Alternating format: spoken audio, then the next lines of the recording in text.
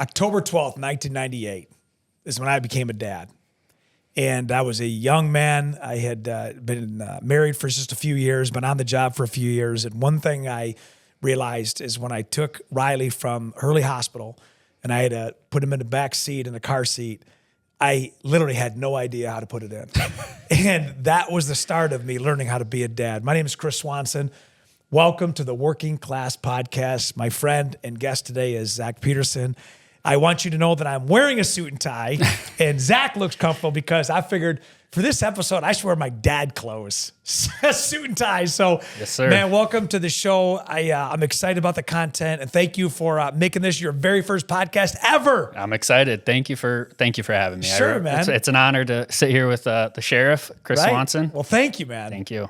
Well, we're going to talk about a lot of great things because there's some dad issues that a lot of people don't talk about. And a lot of times dads don't want to ask. And right. For whatever reason, we're going to get to it. You started the Midland Dad Club. Yes, sir. And tell me about your story as a dad yourself.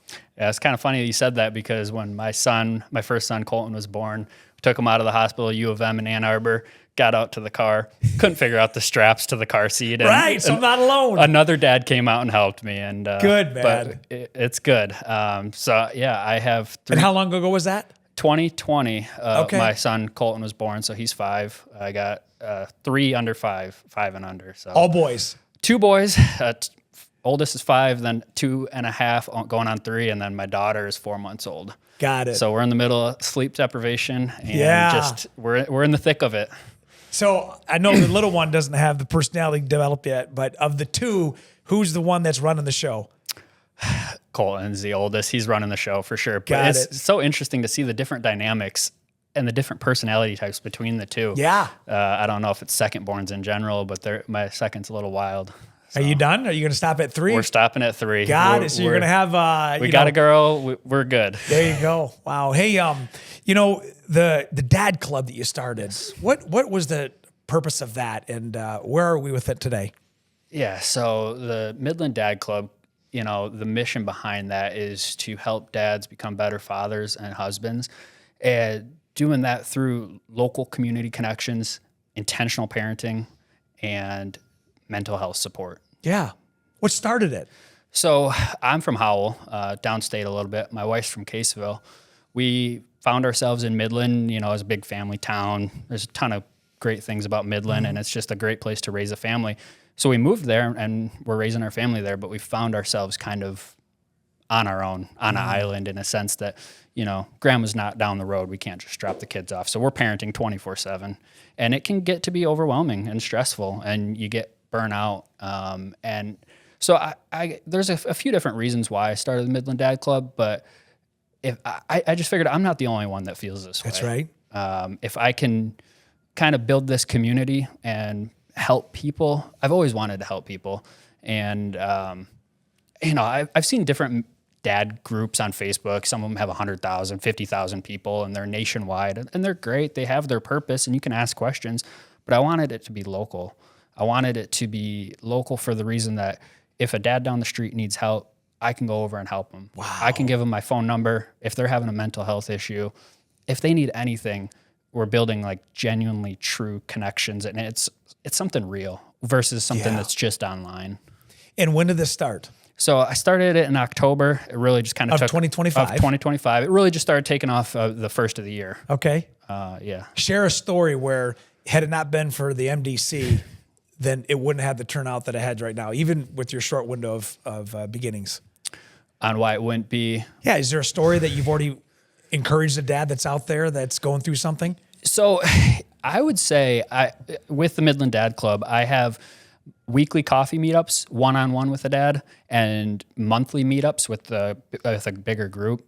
But the one-on-one coffee meetups I really like and I think are impactful because you can have true just one-on-one connections and you can actually get to know somebody or talk things. The thing that, to your point, an overwhelming majority of the dads that I've talked to have expressed mental health struggles. They've expressed thoughts of suicide. What? Yeah, an overwhelming majority. I feel comfortable. I feel it's a good feeling knowing that they're comfortable sharing those with me, but it's just just goes to show how men's mental health isn't talked about enough. Well, we're going to talk about it right now. Was it because of the stresses of the child, or was it manifested because of the birth of the child that they had these demons in the past? What's the causation? I think the biggest factor that I've maybe seen firsthand is just men in general. We don't talk about our feelings. We show up, we go to work, we do our job, we come home, we try and provide for the family, and you put your head down and move on to the next day. And you don't really take the time to take care of yourself. And I think doing that day after day, year after year, takes a toll on people. And I just feel like men don't feel like they can share or can talk about it. So with the Midland Dad Club, if I can create a sense of community where people are open and willing to be vulnerable, and I'm trying to be vulnerable and, set that precedent. Wow. So what advice do you give to a dad who's sitting across from you and enjoying a cup of coffee and just breaks down and said, Zach, I don't know if I can go on. What do you tell him? First, I would give them my phone number and just say, if there's a hard time, call me anytime, night, day. Just having somebody, if you're in that place, just having somebody to reach out to. And it doesn't have to be me. It can be, the suicide hotline. It can be anybody. Just encourage them. I heard this piece of recently. If you have letters to write, you have a reason to stay. And my dad committed suicide when I was 17. What? So, I can kind of relate to it firsthand. All right, man. Are you okay telling that story? Yeah, I'm okay. What happened? 17 years old, man. Yeah. So there's a lot, to that. My dad moved to South Carolina. We were still here. He got remarried down there, and me and my brother would go down and visit. But he was going through a divorce down there with his then wife, and he had a history of alcohol and drug abuse, things like that. And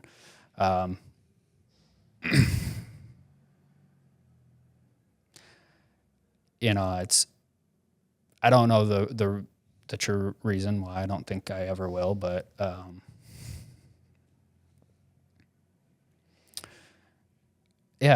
was with him a couple days before it happened. I was one of the last people that seen him, before it happened. No indication? There's I carry a lot of guilt with it, and I've tried not to, but he told me that he had thought about killing himself. Yeah. This is your mission of healing, isn't it, Zach? Yeah. 2011, so we're going on 15 years now, and for those 15 years, I just kind of buried it down. I go on, and I figured that if I can create that negative and make something positive out of it, then not that it makes it better or changes it, but if we can get a positive result out of that negative. I've always been somebody that tries to create a positive out of a negative. I couldn't help but notice the emotion when you were processing it. It may have been 15 years, but it seems like it was 15 minutes ago, doesn't it? Yeah. Don't uncover those thoughts often, but they are vivid. And when you were 17 years old, how did that impact you growing up as a young man into adulthood, into fatherhood? Yeah, there's definitely layers to it. For the first couple months, I took it hard. Expectedly so, but I think harder than most. I feel like I just kind of isolated myself for a few months and pretended that it didn't happen. Then I was going it was the summer before my senior year of high school, and so I was going into senior year, and I was just failing every class. I just wasn't in the right mindset, and I don't know. I was maybe halfway through my senior year, and the principal, we had talked, and she knew what happened, and they were just very blunt with me, and they said, "You're not going to graduate." And I don't know, something clicked, and I was just like, my dad would kick my butt if he knew I was failing my classes and I wasn't going to graduate. something clicked, and I took that negative, and I started taking after school classes. I started passing all my classes, and I walked in graduation. Wow. And, then going past that, moving on in life, I even after high school, though, I was still in a pretty bad place. Didn't really have a direction or a purpose or anything. And my dad was in the Air Force. My grandpa, his dad was in the Air Force. And I felt kind of lost, and I was like, oh, I'm going to join the Air Force. And so I went and joined the Air Force and did 4 years active duty. And 4 years was good. 4 years is enough, though. Yeah. So I got out. What did you do in the Air Force? What was your MLS? I was 2T2 air transportation, so cargo planes. We loaded passengers, cargo, anything that dealt with the cargo planes coming and going was what I did. Thank you for that. Yeah, thank you. You proud of those 4 years? Yes, I'm proud. Yeah, local law enforcement, it's very similar. Well, to a degree, but I'm definitely thankful for the fact that I did join the Air Force. It changed the trajectory of my life. After that event, I don't know where I'd be at if I didn't join the Air Force. So it gave me structure, discipline, and definitely very, very grateful that I joined, and it gave me the right tools to move forward. The principal that got you back in the game, do you remember her name? I think it's Miss Goodwin. Shout out Miss Goodwin. I believe that's it. And what school was this? Howell High School. And what year was this? 2012. So Miss Goodwin, principal of Howell High School in Livingston County in 2012. If you remember the conversation you had with Zack Peterson, it was a pivot moment in his life. It was. I call those seed planters. People that throughout your life, they just plant seeds. Yeah. And many times they don't even know it. But those seeds germinate, and then they get fertilized, and they produce what stands before me today, you. Exactly. Wow. Who in the Air Force stood out to you that was one of your commanders or one of your mentors? Is there one? It was Mr. Kelly when I was in Alaska. So we worked with civilians. He was prior Air Force, but he retired and then was working with us. And it was when I was getting out, and I don't know. He just understood me and just kind of got me. And he told me, he's like, "You remind me of a Frank Sinatra song, My Way." That's right. And that's just kind of how I've always lived my life, and it really resonated. And so Mr. Kelly was pivotal, and he was just somebody that you could talk to. Got it. What's his first name? Do you know? Rick Kelly, yeah. Who was with you in the Air Force as a civilian in Alaska. Yes. And where does he live now, do you think?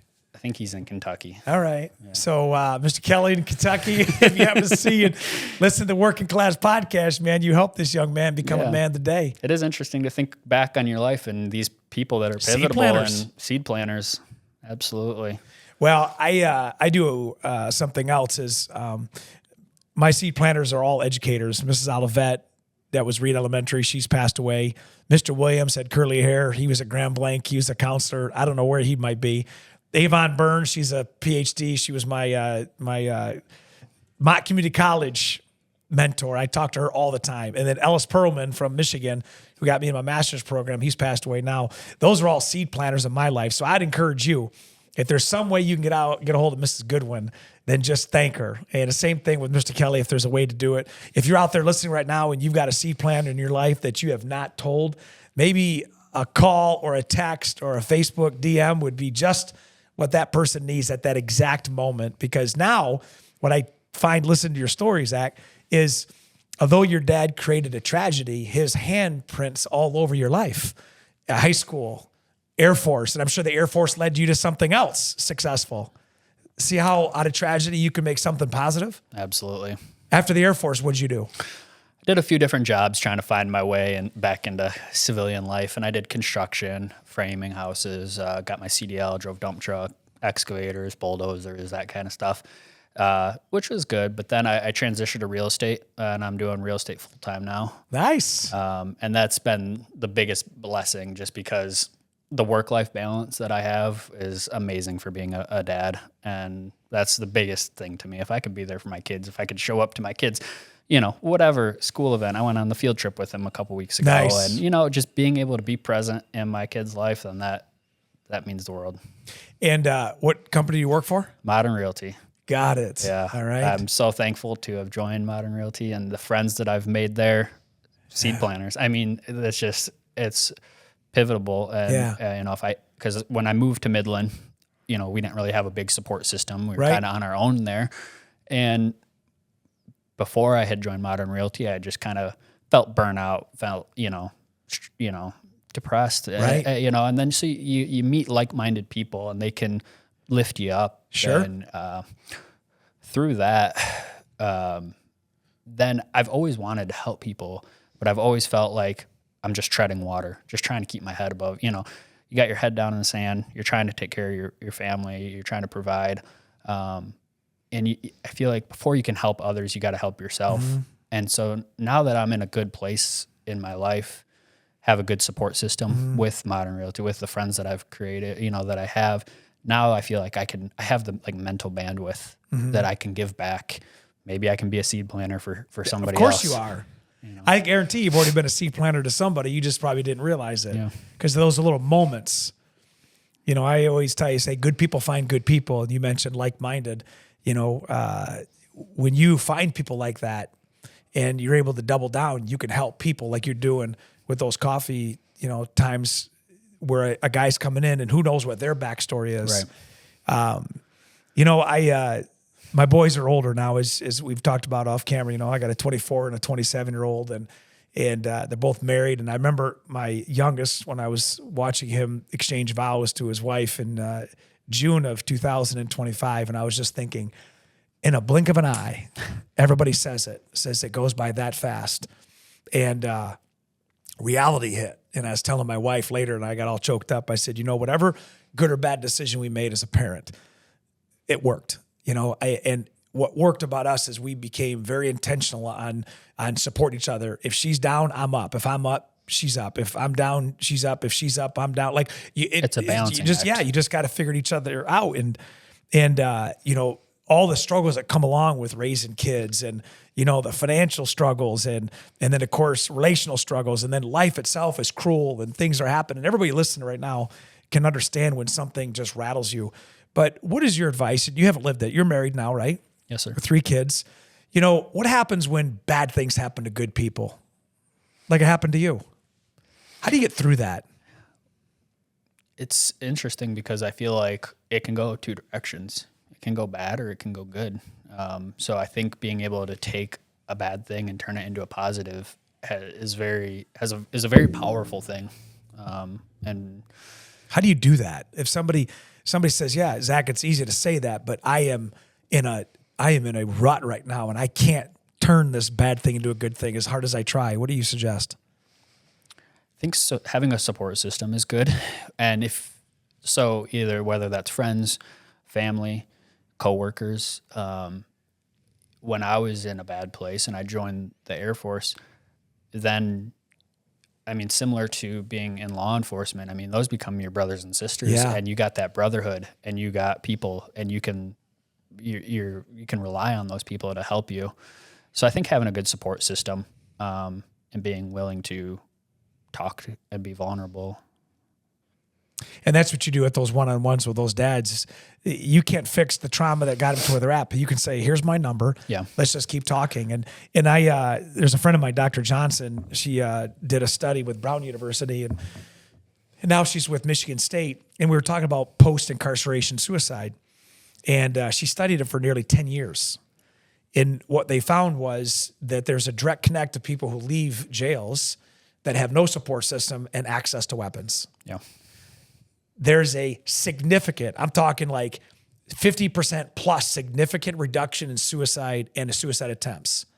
If there's a support system and and if there's a crisis, no access to weapons. Right. And I think what's interesting is that support system is so key. And it doesn't have to be complicated, does it? No. And the biggest thing that I say too is I'm not an expert in anything, but if I can be somebody that can connect you to somebody that is, then I think there's a lot of value in that. And I'm trying to, with the Midland Dad Club, I'm trying to create a referral network of sorts. And what that means or what that entails is like, I'm trying to meet people maybe like the doctor that you had mentioned, somebody that is a professional in, helping people with suicide, or a marriage counselor, a fitness coach, even just a dad that's gone through divorce, or a dad that's gone through the loss of a child. I'm having these, and I'm not going on Google and looking who has the best reviews. I'm meeting these people in person. You're letting your gut lead you. Yeah, exactly. And if I can meet these people and build that connection, and then now if I have a dad in the group, hopefully not, but if somebody has a loss of a child, I have a resource that I say, hey, this dad over here has also gone through something, and I can connect them. And if they've gone through divorce, just being able to connect people to people that can help them. Yeah. I don't feel like I necessarily have to be the expert in.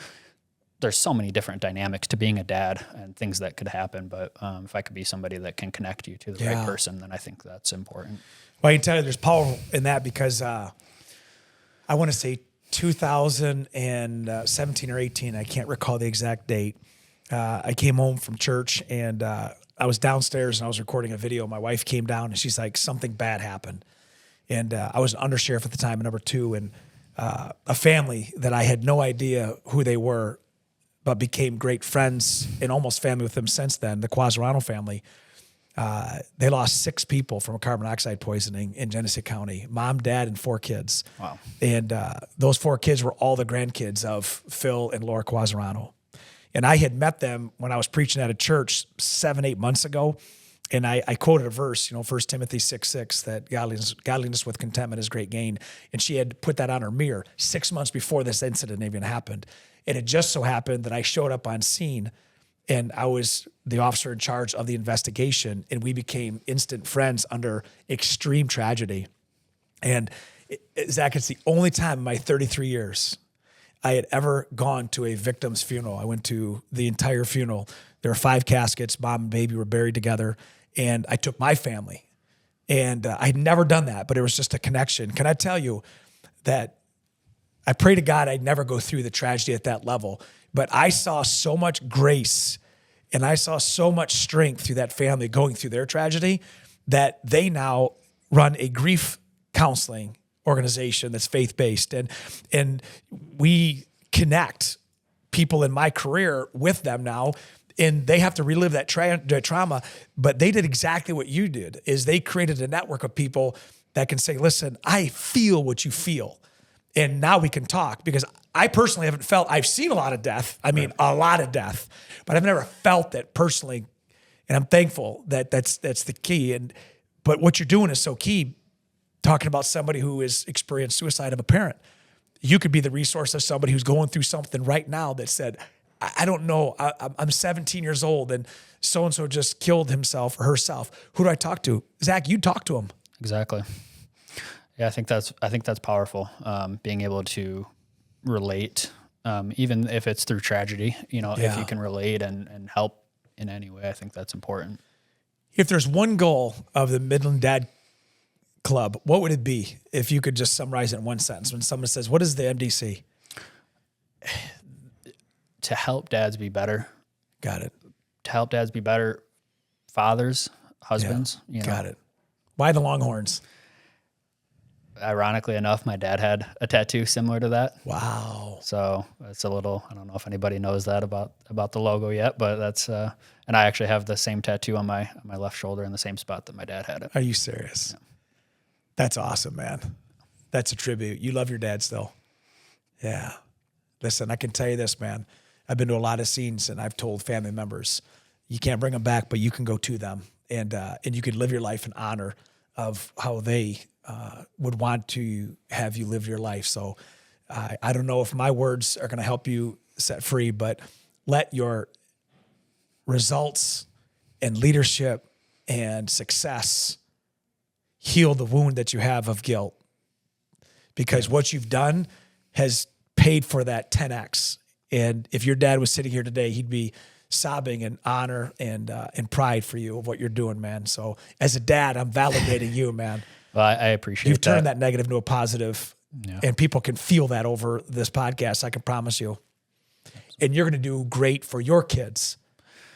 Yeah, it's definitely different on the flip side now, being a dad and seeing it from the other point of view. And just being intentional. I think you had mentioned that. Just showing up every day for my kids and just seeing it from a different lens. Yeah. It's really impactful. And I mean, just, I just try and show up better each day for my kids.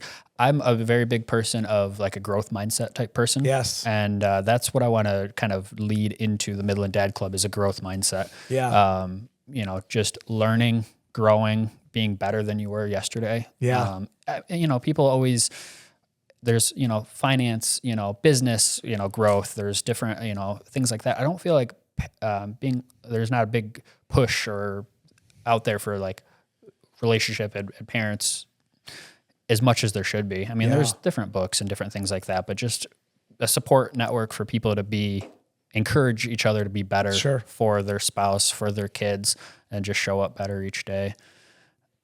Well, I can tell you this, my advice when I talk to young dads, and, you know, there's no playbook when this happens. We know how to make them, but we don't know how to raise them, right? Learn on the fly. And I've always said, you know, find somebody who has the results that you want and ask them, how did you do it? Right. So Jamie and I have always been intentional growing up to always look at people that were 10 years ahead of us, right, whether it's marriage or business or parenting, and say, what is it you do? And tell us why, because we see the results. And I would encourage people to do the same thing. Is if there's somebody who's got it figured out, you know, a father of 3, you know, you've got, you know, 5 to 4 months, and you're just coming into it, maybe just, hey, Zach, how do you and your wife get through this? And those things, but you've got to take the first steps. And most people, I can tell you, who have the right heart, when you ask them, they will tell you.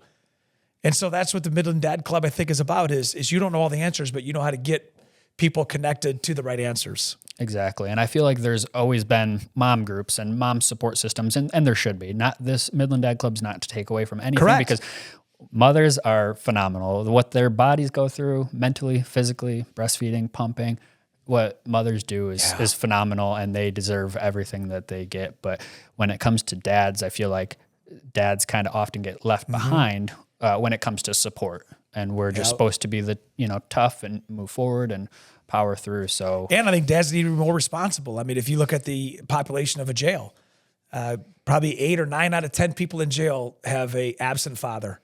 Right. I mean, that's our fault.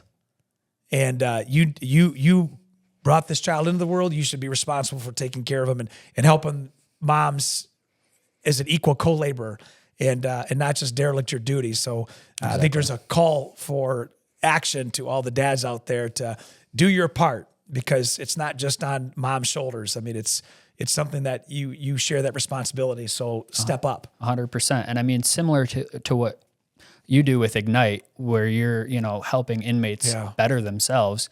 If we can help dads better themselves, then I think just creating that growth is just powerful. Well, listen, man, as we close up, how does somebody get a hold of the Midland Dad Club and maybe have a coffee with Zach? Yeah. So join us on Facebook, Midland Dad Club. You can call me anytime. Anytime. I'll testify to that. Mental health. If you're going through anything, call me, 517-295-8881. One more time? 517-295-8881. And your wife's in full support of all this, isn't she? Yeah, she really is. She's great. My wife's my rock. She's awesome. I couldn't do it without her. Right on. And then what's her name? Katie. Good job, Katie. Nice work. Yeah. So we ask these questions at the end of our podcast, and I guarantee somebody's going to probably reach out to you. So make note of that. We appreciate you. Just because we like to know who's behind this podcast, you know, we know a little bit about you, but what's your favorite band of all time? I wouldn't say band, but I'm not sure if you're familiar with him, Mike Posner. He's from Michigan. Okay. I like his story. The reason I like him, his music's great, but his story is even better. You'll have to check him out. Okay. But he stepped away from music. He lost a really close friend of his. He lost his dad. He stepped away from music. He walked across the country from East Coast to West Coast. Then he hiked Mount Everest, or not hiked, but climbed Mount Everest. And now I'm not sure if he finished up or is still doing the Continental Divide. He's walking from Canada to Mexico. And his song Home, Mike Posner, that's just one of my all-time favorite songs. I'm listening to it today. Yeah. The music video is great. It shows his climb of Mount Everest. Posner? Posner? Yes, sir. And he's from Michigan? He's from Michigan. Yeah. Right I think on. Southfield is where he's from. Excellent. What's your favorite food of all time?